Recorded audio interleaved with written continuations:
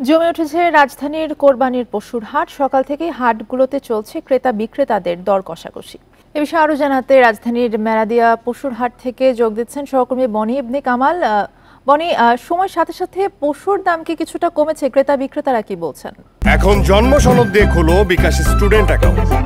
নিজের বিকাশ নিজে কর। দামের কথা যদি আপনাকে একটু বলতে চাই, আমরা কিন্তু দেখতে পাচ্ছি যে গতকালের তুলনায় দাম কিছুটা পড়তির দিকে। আমি যদি আপনাকে এখনকার হাটের চিত্র দেখাই, আপনি হয়তো দেখতে পাবেন যে প্রচুর ক্রেতা কিন্তু এখন হাটে রয়েছে, তারা আসছেন এবং সন্ধ্যার পর এটা আরো বাড়বে বলেও কিন্তু ধারণা করছেন বিক্রেতারা। পাশাপাশি সবচেয়ে বড় বিষয় যেটি আমরা দেখছি যে রাজধানীতে বরাবর মতো যেটা আমরা দেখতে পাই যে আসলে মাঝারি এবং ছোট গরুর চাহিদাটাই কিন্তু বেশি থাকে এবং তার ব্যতিক্রম কিন্তু এবারও নয়। এবার আমরা দেখতে পাচ্ছি যে মাঝারি এবং ছোট যে গরু রয়েছে সেগুলোর চাহিদাই বেশি এবং মানুষজন চেষ্টা করছেন সেটাই কিনতে। দরদাম চলছে।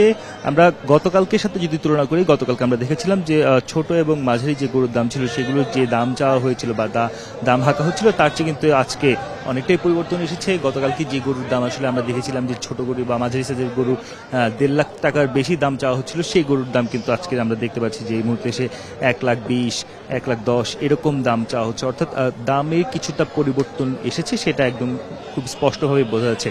বিক্রেতারা বলছেন যে তারা যে পরিমাণ গরু নিয়ে এসেছেন তাতে আসলে তারা আশা করছেন যে এবার ভালো একটি বেচা বিক্রি তাদের হবে, পাশাপাশি তারা একটি ভালো প্রফিট করতে পারবেন বলেও তারা আশা প্রকাশ করছেন। তবে এই মুহূর্তে বা আজকে দুপুরের পর থেকে বাজার অনেকটাই পড়তি, এমনটাও কিন্তু তারা দাবি করছেন। তারা বলছেন যে ক্রেতারা আসছেন, তবে ক্রেতারা যে দাম বলছেন তাতে তাদের বিক্রি করার জন্য পোষাচ্ছে না।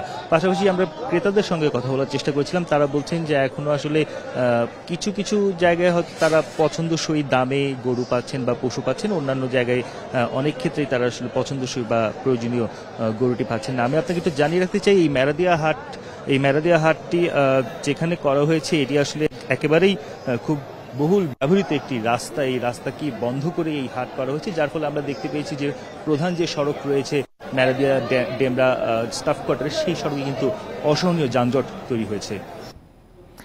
বনি ইবনে কামাল আমাদেরকে জানাচ্ছিলেন মেরাদিয়া পশুর হাট থেকে।